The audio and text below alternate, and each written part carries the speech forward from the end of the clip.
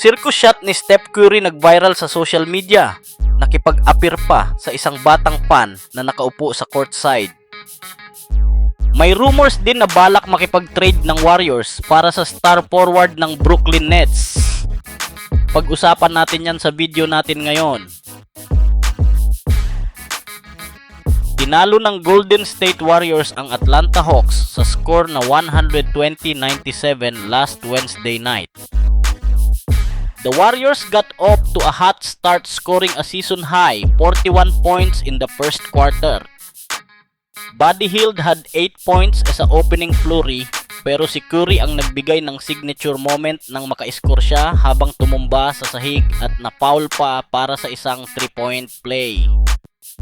Nakakuha ito ng maraming views sa social media. Golden State took a 67-42 advantage into halftime and maintained the 15-point lead heading into the fourth quarter before coasting to the win. Top scorer si Andrew Wiggins with 27 points. Steph Curry added 23 points and 8 assists. Di naman masyado nakapalag ang Hawks.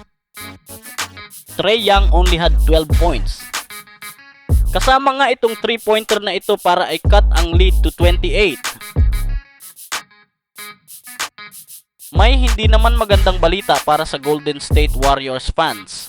Inanunsyo ng team na si DeAnthony Melton, ang kanilang summer signing, ay out na for the rest of the season dahil sa ACL tear.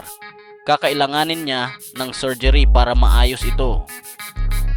Dahil dito, may balitang interesado raw ang Warriors sa isang rising star ng Eastern Conference, si Cameron Johnson ng Brooklyn Nets.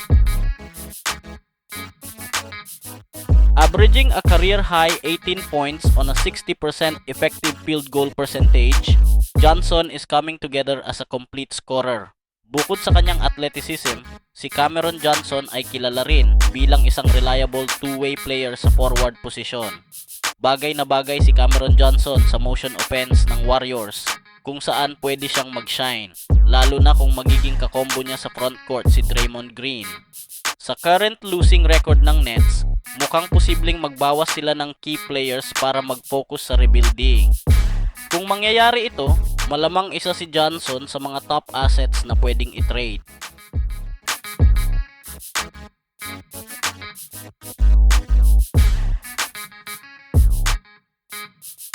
Ano sa tingin nyo, kailangan ba makipag-trade ng Warriors para lalong lumakas?